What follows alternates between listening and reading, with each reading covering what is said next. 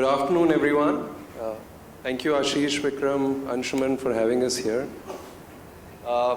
This is our 4th year on IvyCap Day, so really glad to be here. We're also one of the older portfolio companies of IvyCap, but probably the most glamorous. Think of us as Robin Hoods of beauty industry, and that's what I would like to mention. We're building a beauty platform that caters to all Indians and not necessarily to a certain spectrum of people. We make beauty accessible to all using broadly 3 pillars.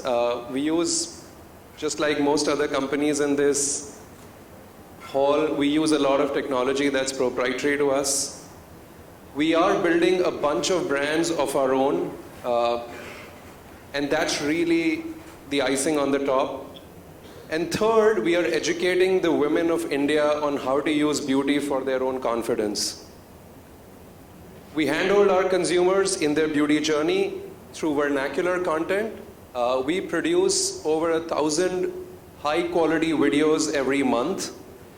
This content reaches about 100 million views a month. It generates about 4 million clicks to our platform. And we offer our platform in a very, very personalized way to our consumers at very affordable prices.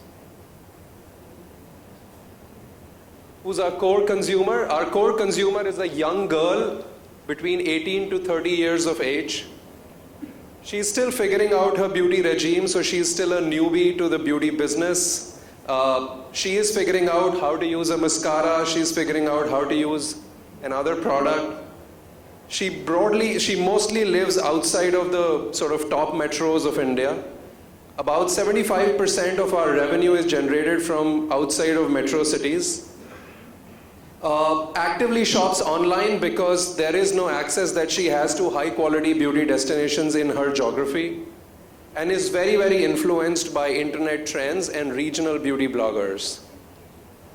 We do service some secondary customers. These are people who can afford to pay higher amounts for every product.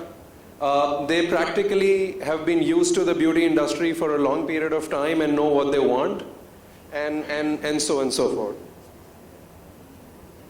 This is the real problem that we're trying to solve. We're looking at an industry which is about $15 billion in size. And if you look at brands that are more affordable, most of these brands offer very, very low assortment and therefore options to their consumers. This is primarily because these brands were sold through a general trade channel. These are small beauty shops, these are small general stores which cannot keep too many SKUs. And that's the gap. We are looking to fill a gap in terms of brands and products that are available at less than 200 and 400 rupees and offer an unmatched assortment that most offline brands can't even dream of. How do we personalize? This is the triangle on the left. As soon as you download our beauty app, we ask you to fill a small beauty quiz. That's the persona. It tells us who you are. It tells us what your skin type is. It tells us what's your skin tone. And we exactly know what kind of products to recommend to you.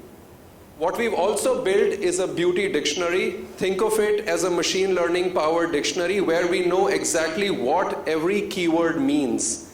So if you read a sentence like Himalaya Neem Anti-Acne Face Wash, when our computer reads that statement, it knows that Himalaya is a brand, Neem is an ingredient, anti-acne is the purpose it serves, and face wash is the category. And gradually it starts building relationships between Neem and anti-acne. And third, what we've been trying to solve is trying to solve for context and not text. So when a woman searches for lipsticks for party wear, our computer understands what does lipstick mean from a party wear standpoint, and therefore offers recommendations that are far, far superior than most online or offline platforms can offer. Currently, about 2.5 million women have given us their beauty profile. We call them personas. This is about 10 million data points about their skin and hair and so on and so forth. About 55% of our revenue gets directly generated from our recommendation engine that's proprietary to us. And these people offer us about 40 to 50% higher long-term value than traditional consumers. Coming to the second leg of it, this is content-led discovery. As I mentioned, we have an ecosystem of about 140 to 150 influencers. These are women and girls sitting at their homes creating high-quality content for us that's consumed by over 100 million people every month. This leads to massive amount of traffic on our website and our app. And I think our content team has very, very intricate understanding of different cultures and communities in India, and therefore we are able to create content for many, many different kinds of communities. And obviously this marketing generates a massive ROI for our ad spend. This is what sort of is the virtuous wheel for us. More consumers means more beauty profiles. More beauty profiles mean better understanding of their behaviors.